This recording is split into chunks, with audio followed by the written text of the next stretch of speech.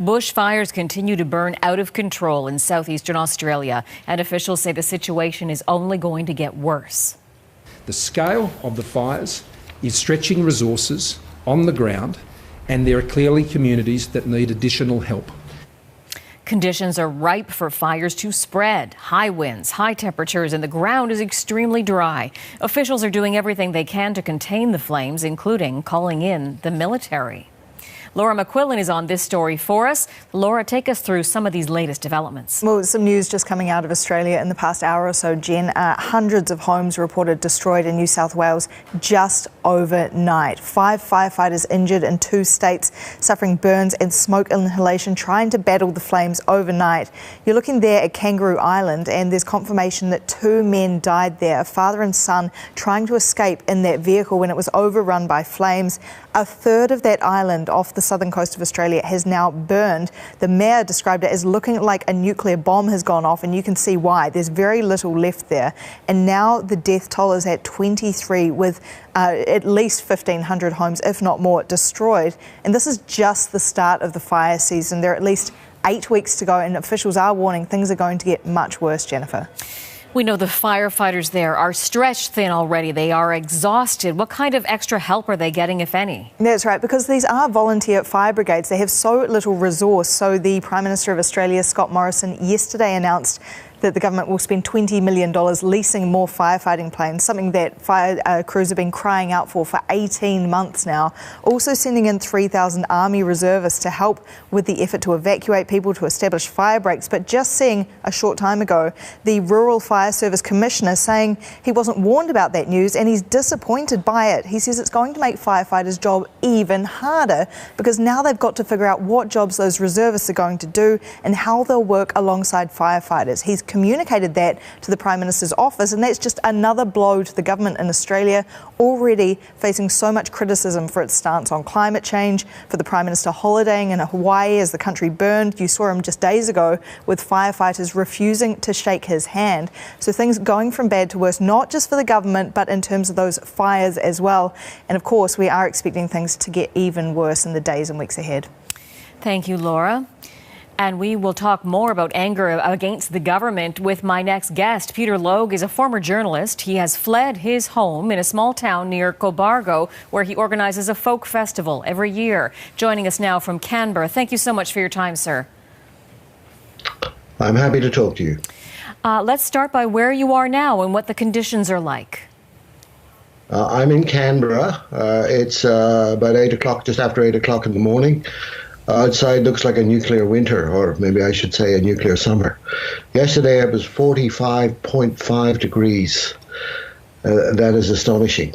I lived in Canberra for many years. I've never seen weather like this.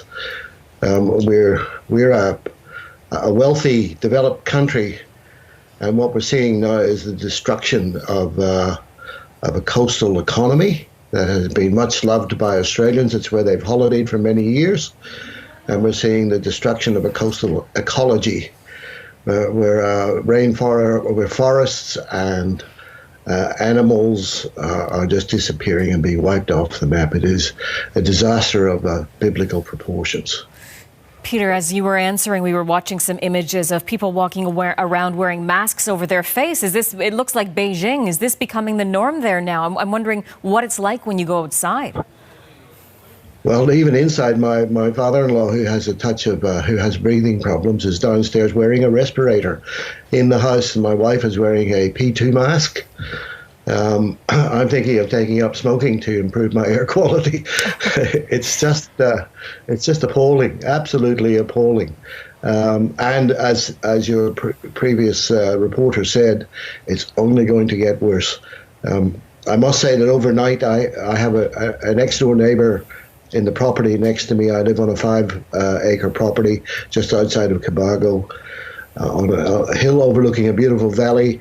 And I was talking to my neighbour by email this morning. It's the only way to get in touch with him.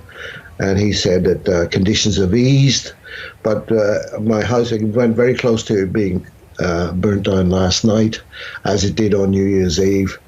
And I had to send a friend up there, my fire fighting system failed. The pump failed. Wow. I made a mistake when I got out, but anyway, that's been fixed up. I gather you had sprinkler system already in place, because I want to ask you about the fact you have co-written an editorial in The Guardian, and you speak about anger towards the government and the fact that many of you have been bracing for an event like this for years. As I say, my next door neighbour is a former head of forestry in 2 states here. He had received a national award for it. He's a brilliant man and a lovely man. He warned us about this 3 years ago, and we started preparing our defences then by burning back some of the property, by putting in sprinkler systems, by putting in pumps, by making sure we always had water in a rainwater tank. He predicted all of this. But what's quite criminal is that in April, 20 firefighting chiefs wrote to the Prime Minister, Scott Morrison, saying that they wanted to talk to him, that they were absolutely terrified about what was going to happen. He didn't take that meeting. In my view, that is a criminal act, and he will suffer the consequences of that from the voters if he gets to the next election, that is. We have seen images of firefighters, for example, refusing to shake the hand of the Prime Minister as he toured. I want to get back to your life. Happy to hear that your property for now sounds like it's okay. You organize a folk festival, I mentioned, every year. I know that must be a lot of work and a highlight for the town where you live. At this point, is that just a wild dream, returning to that kind of normalcy? Tell me about what you're thinking. The people. Well, a couple of points here. Nearly 15 of our team leaders at the festival. It's run entirely by volunteers. Nobody gets paid. It gets about 6,000 people over a weekend. It gets international folk acts, quite a lot from Canada every year, actually, and 16 of them have lost their houses. A lot of them have been evacuated to Canberra, and we're meeting up at 11 o'clock this morning to have a preliminary chat about what we do next. We would love to put the festival on. It's supposed to be at the end of February. We would like to make it a festival that where all of the profits go to the reconstruction of our beautiful village. But we don't know yet whether we have the physical and emotional capacity to actually make that happen. There's no power and no communications in the area we live in. We have 2 of our hottest months coming up. So making a decision now, or making a declaration now that we will go ahead, is a bit premature. So we're just going to have to think this through. Peter, I have to leave it there for time, but I must say, looking at the images, the rest of the world is horrified, but hearing the story from someone with his personal connection to this, as you, is so important. Again, thank you so much for your time today, Peter. We wish you the best.